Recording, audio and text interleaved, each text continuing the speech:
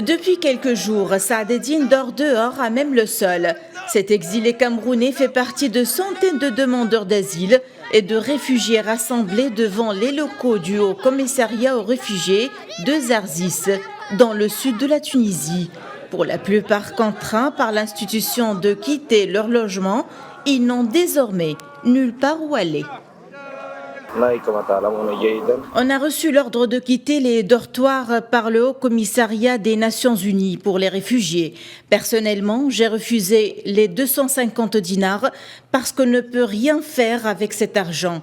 Ici, la vie est extrêmement difficile. C'est pour cela que je suis venue ici pour demander à cette institution de me faire sortir de ce pays. Environ 200 réfugiés et demandeurs d'asile campent depuis plusieurs semaines devant le siège du Haut Commissariat pour les réfugiés. Nous sommes ici pour exiger notre évacuation de ce pays. Regardez, il y a des enfants et des femmes qui dorment dans les rues. Aucun respect pour les droits de ces demandeurs d'asile.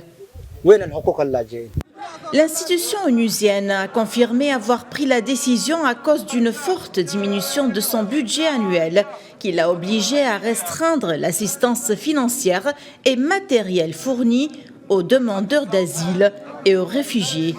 À noter que des milliers de migrants venus de la Libye voisine sont arrivés ces dernières années en Tunisie, souvent récupérés en mer par les gardes-côtes tunisiennes. Ces exilés espèrent retenter rapidement une traversée depuis la Tunisie, mais tous se heurtent à la réalité économique du pays.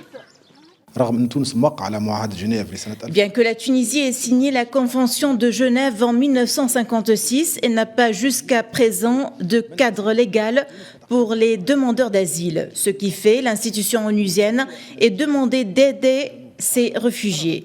Mais en raison de difficultés financières, le HCR a décidé de faire sortir les réfugiés des dortoirs et de leur permettre de recevoir une aide financière.